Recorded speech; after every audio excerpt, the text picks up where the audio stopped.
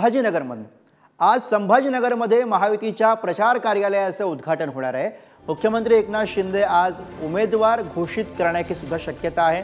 उमेदवार घोषित होण्या अगोदर प्रचार कार्यालयाचे आज उद्घाटन होत आहे। इच्छुक असलेले संदीपान भुमरे यांच्या हस्ते आज स्तंभपूजन होणार आहे।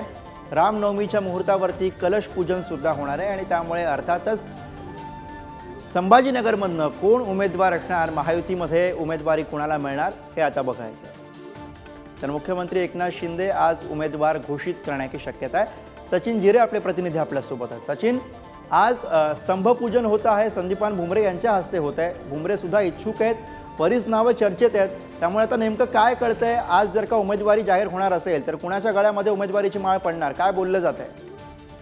नक्कीच जर आज आपण पाहिलं तर 3 जण या रेसमध्ये आहेत। एक आहेत स्वतः पालकमंत्री संदीपान भुमरे, दुसरे आहेत इथले जिल्हाध्यक्ष राजेंद्र जंजाळ व तिसरे आहे मराठा आरक्षणाचे याचिकाकर्ते विनोद पाटील।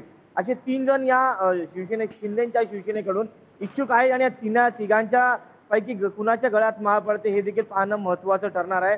मात्र तिघही उमेदवार तोडीस-तोड असल्यामुळे कुठेतरी पेच निर्माण झालेला आहे। आज कालच आपण पाहिलं तर भाजपच्या वतीने खरं तर ही जागा शिंदेच्या शिवसेनेला सुटलेली आहे, मात्र तरी देखील भाजपच्या एका गटाने मोठ्या नगरसेवकांनी मिळून आता हे सांगितलं आहे की विनोद पाटील यांना उमेदवारी देण्यात यावी अशा पद्धतीचं या ठिकाणी त्यांनी विनंती केली आहे त्यांच्या पक्षश्रेष्ठीकडे। आणि दुसरी गोष्ट, त्याच पार्श्वभूमीवर आज रामनवमी आहे आणि रामनवमीचा मुहूर्त साधत अजून उमेदवार जाहीर झालेले नसताना महायुतीचं प्रचार कार्यालयाचं उद्घाटन आज होत आहे, कलश पूजन आज होत आहे। त्यामुळे आज नेमकं हाच मुहूर्त साधून रामनवमीचा मुख्यमंत्री एकनाथ शिंदे उमेदवार जाहीर करतील का या पद्धतीच्या चर्चा देखील सुरू आहे। मात्र आज